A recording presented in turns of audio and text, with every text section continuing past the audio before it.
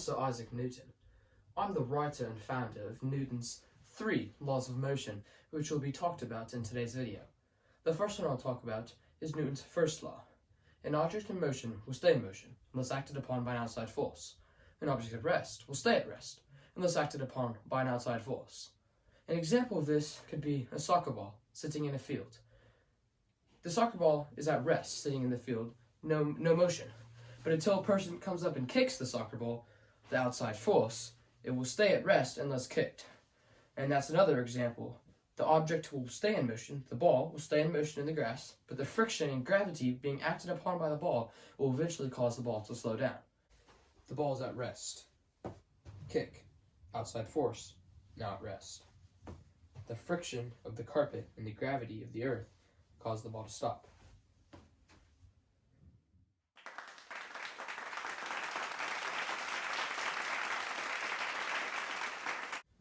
Newton's second law states that force equals mass times acceleration.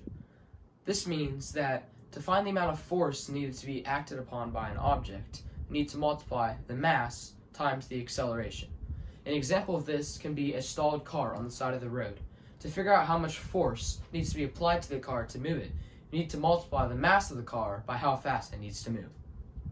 Another example of Newton's second law can be when engineers are designing an aircraft's engine. They need to multiply the mass of the aircraft by how fast the aircraft needs to fly to figure out how strong the engines need to be. Another example of this can be shooting a basketball. Let's say shooting a basketball.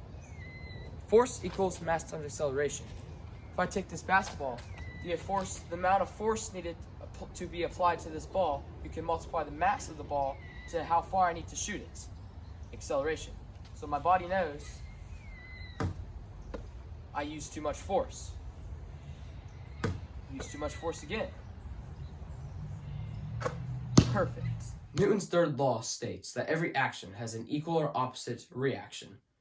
This means that when something moves, like I jump, the jumping, I push down to the ground, but there's an equal or opposite reaction of the ground pushing back up.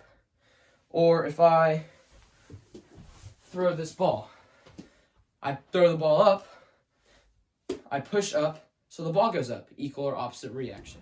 Newton's third law states that every action has an equal or opposite reaction. When I bounce this ball, it has an equal or opposite reaction coming back off the ground. If I bounce the ball and let it go, the gravity's pull towards the center of the earth is greater than the action of the ball going down.